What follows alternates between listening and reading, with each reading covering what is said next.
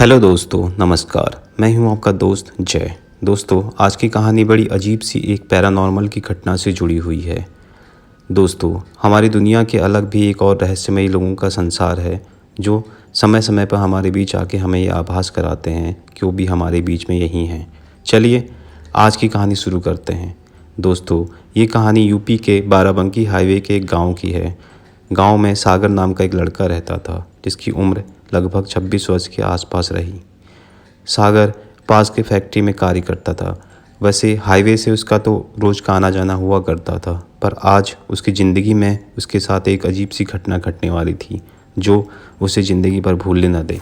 दरअसल दोस्तों, आज फैक्ट्री में काम करते करते सागर को जैसे ही अपनी शिफ्ट ख़त्म होने का एहसास हुआ, तब उसके मैनेजर ने उससे बताया कि आज एक नया ऑर्डर उनके पास आया है। आज उसको कुछ एक्स्ट्रा घंटे काम करने होंगे, तो उसको देर रात तक अभी रुकना पड़ेगा। सागर ने सोचा अभी शाम के 8 बजे हैं, 4 घंटे और काम ख़त्म करने में लगेंगे तो उसको 12 बजे तक वो फ्री हो जाएगा। चलो ये भी अच्छी बात है, इसी बहाने उसकी कुछ एक्स्ट्रा इनकम हो जाएगी। और वो अपने साथियों के साथ काम में लग गया।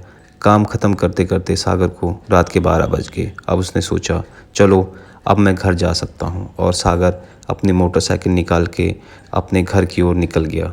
रात का सफ़र सर्द हवाओं का स्पर्श मानो शरीर पे एक अलग सी ठंडक का एहसास करा रहा था।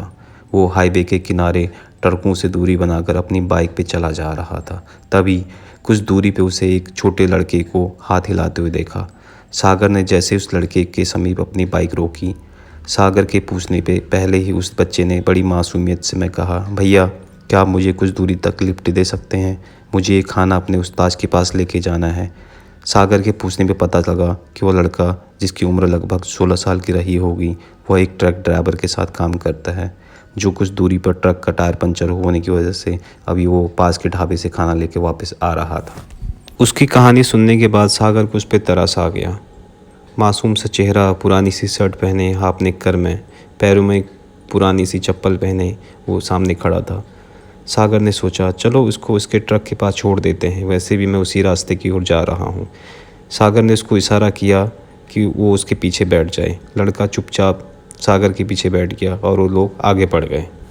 कुछ दूरी तक साथ में चलने के बाद जब सागर ने उसको उसके गांव और उसके परिवार के बारे में पूछा, तब उसने बताया कि हम बिहार के रहने वाले हैं और मेरा पूरा परिवार गांव में ही रहता है।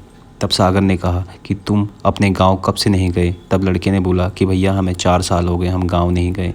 बचपन से हम इसी ट्रक में आ गए थे, तब से हम इसी में काम कर रहे हैं। तब सागर ने उसे पूछा कि इतने सालों से तुम गाँव क्यों नहीं गए? तब उसने बताया कि भैया हम एक दिन इसी रास्ते पे हम लोग अपनी ट्रक लेके जा रहे थे। अचानक रात को मेरे उस्ताद को नींद की झपकी आई और झपकी आते आते हमारे ट्रक का एक्सीडेंट हो गया। तब सागर ने पूछा अच्छा फिर क्या हुआ? तब लड़के ने कहा कि उस एक्सीडेंट में मैं और मेरे उस्ताद की मौत हो गई थी। तब सागर को अचानक एक झटका लगा। उसने कहा कि तुम ये क्या कह रहे हो? तब उसने कहा नहीं भैया हम सच कह रहे हैं, उस एक्सीडेंट में हम दोनों की मौत हो गई थी। आज तक हम इसी रास्ते पे भटक रहे हैं। तब सागर ने उसके पीछे देखा पलट के, तब देखा कि लड़का उसकी सीट पे था ही नहीं, वो गायब हो चुका था। सागर ने अचानक अपनी बाइक को बड़ी कंट्रोलिंग के साथ में एक साइड खड़ा किया। तब वो सोचने लगा ये क्या था। अचानक उसका तन बदन कांपने लगा, मानो उसे एक सिहरन सी बैठी। तब वो सोचने लगा कि आखिर वो लड़का कहाँ चला गया जो कुछ देर तक उससे बात कर रहा था।